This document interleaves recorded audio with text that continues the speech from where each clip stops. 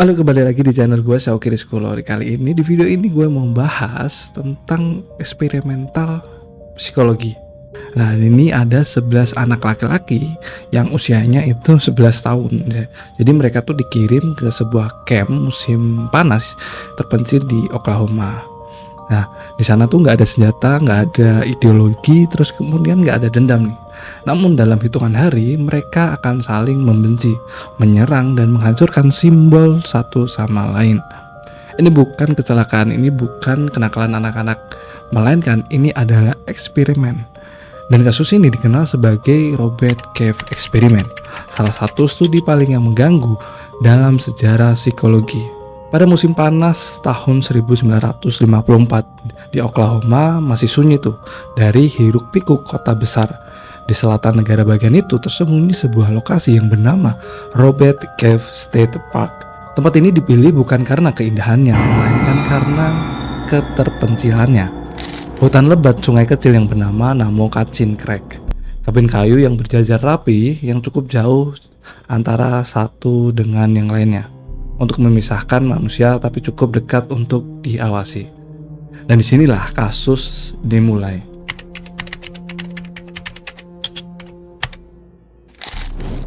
11 anak laki-laki itu tiba dengan bus kecil.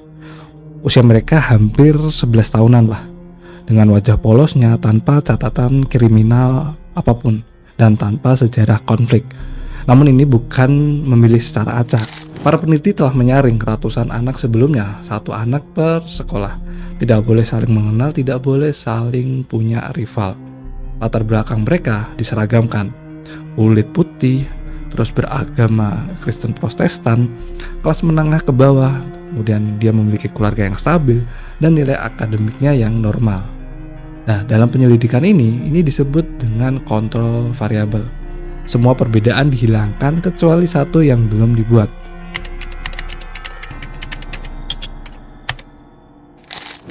Anak-anak tidak diberitahu apa-apa selain satu hal. Mereka akan ikut permainan perkemahan pramuka musim panas. Orang tua mereka pun menerima cerita yang sama. Tidak ada kata eksperimen, tidak ada kata psikologi. Yang hanya ada, kami ingin mempelajari interaksi anak dalam kegiatan kelompok. Bagi standar etika modern, ini sudah cukup untuk membatalkan seluruh studi. Namun di tahun 1954, ijazah dan surat resmi bisa membuka pintu apapun.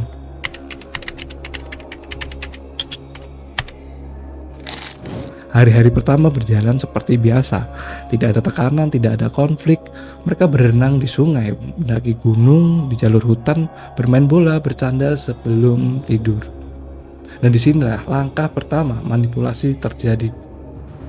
Pembiaran yang terstruktur, anak-anak didorong untuk saling mengenal, memilih nama kelompok, membuat bendera, menciptakan simbol. Mereka memilih nama elang. Bukan nama yang ditentukan, melainkan nama yang mereka ciptakan sendiri. Dalam investigasi psikologi, ini disebut internalisasi identitas. Saat simbol lahir, loyalitas mulai tumbuh. Yang tidak mereka ketahui, di sisi lain, di taman, cerita yang sama sedang berlangsung. 11 anak lainnya usia hampir sama, latar belakang pun sama. Mereka memilih nama Rattlers, 2 kelompok, 2 identitas, dan 2 budaya mikro. Tapi saling mengetahui keberadaan satu sama lain. Dan yang lebih penting lagi, tanpa tahu bahwa mikrofon tersembunyi merekam suara mereka. Konselor mereka adalah pengamat, dan di setiap tawa sedang dicatat. Ini bukan sekedar perkemahan, ini melainkan laboratorium tanpa dinding. Pada tahap ini tidak ada kebencian, tidak ada musuh, namun fondasi yang sudah diletakkan. Pemisahan fisik, simbol kelompok, dan rasa kepemilikan. Dalam setiap konflik besar yang pernah gue selidikin, tahap awalnya selalu sama. Identitas dibangun terlebih dahulu, musuh datang belakangan. Berkas bagian 1 ditutup, konflik belum muncul, namun panggungnya sudah siap. Siapa yang merancang konflik ini? Setiap kasus besar selalu punya satu kesamaan yang sama. Ada seorang yang menarik dari sebelum kejadian terjadi. Dalam berkas ini, namanya Muzaffer Sherif. Ia tidak muncul di panggung sebagai ilmuwan dingin. Ia muncul sebagai penyintas konflik. Sheriff lahir pada tahun 1906 di Kekaisaran Ottoman, sebuah wilayah yang hidup dan runtuh dalam konflik etis, politik, dan identitas. Ia tumbuh saat negaranya terpecah. Ini bukan teori, namun realitas sehari-hari. Bagi Sheriff, konflik bukan abstraksi, itu pengalaman hidup. Dan seperti banyak ilmuwan, ia mencoba memahami dunia dengan membedahnya dari ideologi ke laboratorium. Sheriff bukan sekedar akademisi, ia antifasis, simpatik terhadap marxisme, kritis terhadap otoritas. Pandangan ini membuatnya dipenjara di Turki dan dipecat dari universitas, dan akhirnya ia mengungsi ke Amerika Serikat. Di Amerika Serikat, ia menemukan lingkungan akademik yang subur dan dana penelitian yang besar. Namun dalam Perang Dingin segera mengubah segalanya. Antikomunisme membuat ideologinya jadi beban. Dan di titik inilah menurut catatan sejarah, Sheriff beralih dari argumen politik ke eksperimen empiris. Di sini dia ingin membuktikan konflik antar kelompok bukan karena kebencian bawaan, namun melainkan karena persaingan atas sumber daya. Dan untuk membuktikannya, ia butuh subjek yang bersih. Dalam pemilihan subjek, kenapa si Sheriff ini memilih anak-anak? Kenapa harus anak-anak? Dan jawabannya adalah simpel. Dalam laporan internal mereka, jawabannya sederhana. Mereka belum punya prasangka rasial yang kompleks, mudah membentuk kelompok, mudah diarahkan, dan dalam bahasa investigasinya adalah mudah dimanipulasi dan tidak akan melawan. Atau setidaknya itulah asumsi dari Sheriff itu. Peran ganda yang berbahaya. Sheriff tidak hanya merancang eksperimen, ia juga hadir di lokasi.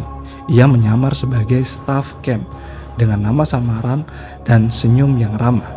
Namun ia membawa dua peran sekaligus, sebagai pengamat, sebagai pengarah kondisi. Dalam penyelidikan ini disebut sebagai konflik kepentingan. Karena pengamat seharusnya mencatat bukan memancing. Namun catatan lapangan menunjukkan bahwa kondisi tersebut tidak dibiarkan alami. Tahap kedua tidak terjadi, namun tahap 2 diciptakan. Desain eksperimen konflik sebagai tujuan. 3 tahap yang dirancang sejak awal: pembentukan identitas, kompetisi, rekonsiliasi. Artinya satu hal, konflik ini bukan resiko, konflik ini adalah target. Bagi detektif, ini momen penting, ini hasil yang sudah diharapkan. Jika hasil sudah diharapkan, maka setiap kejadian di lapangan berpotensi diarahkan untuk mengkonfirmasi teori, bukan mencari kebenaran, namun membuktikan hipotesisnya. Dalam catatan detektif, Sheriff percaya ia sedang mengungkapkan sifat manusia, namun pertanyaannya tetap terbuka. Apakah ia menemukan konflik atau menciptakannya? Di titik ini, anak-anak belum saling membenci, namun keputusannya telah diambil. Kapan mereka bisa bertemu dan kapan mereka bisa bersaing, dan kapan hadiahnya diperlihatkan. Berkas bagian kedua ditutup dengan satu catatan. Jika kamu merancang panggung dan mengatur lampu, jangan heran jika aktor mengikuti naskahnya. Dan bagian berikutnya akan membuktikan momen saat konflik disulut secara sadar. Saat konflik berhenti menjadi kebetulan, dalam setiap berkas konflik selalu ada satu momen krusial, bukan saat pertengkaran yang pertama, bukan saat kekerasan itu terjadi, namun melainkan saat seseorang memutuskan untuk menyalakan api dan tidak bisa memadamkannya. Di Robbers Cave, momen itu disebut tahap kedua, perubahan suasana.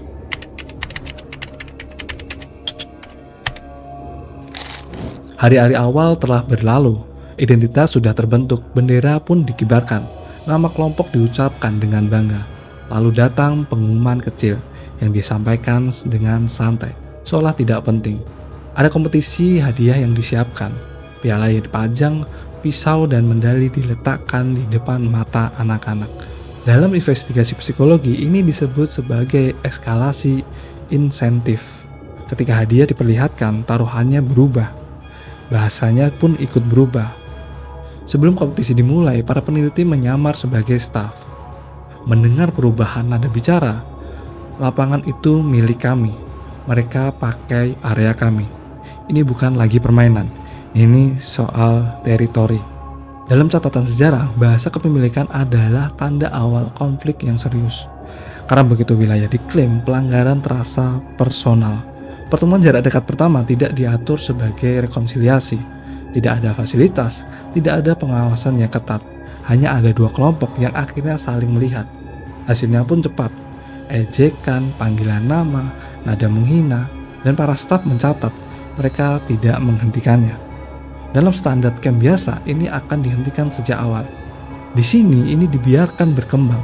Bendera Redless dicuri dan dibakar. Tindakan ini bukan kenakalan, ini adalah serangan yang simbolik. Dalam setiap konflik besar, perang agama, perang negara, perang ideologi, yang diserang pertama bukan manusianya, melainkan simbolnya. Dan pembalasan datang dengan cepat. Bendera elang juga dibakar. Dua kelompok kini tidak sekedar bersaing, mereka bermusuhan. Malam yang mengubah segalanya. Sekitar pukul 22:30, Redless menyerbu kabin elang. Tempat tidur dibalik, jendela dirusak, barang ikut dicuri. Tidak ada campur tangan langsung, tidak ada konsekuensi serius. Keesokan harinya, elang membalasnya. Ini bukan konflik yang spontan, ini siklus balas dendam. Dan di titik ini, eksperimen sudah melewati garis batasnya. Konflik ini tidak muncul dari perbedaan ras, bukan agama, bukan budaya, hanya dari pembagian kelompok kompetisi dan pembiaran yang agresi. Dalam penyelidikan, ini disebut konflik buatan yang menjadi nyata. Karena begitu emosi terlibat, asal-usul tidak lagi penting. Api sudah menyala dan anak-anak ini bukan lagi menjadi subjek yang netral. Mereka adalah pihak yang terlibat. Berkas bagian 3 ditutup. Bagian berikutnya akan mencoba menyatukan sesuatu yang sudah sengaja dipecah. Menyatukan sesuatu yang sengaja dipecah, setiap konflik buatan selalu berakhir pada pertanyaan yang sama. Bisakah kebencian yang direkayasa bisa dihentikan?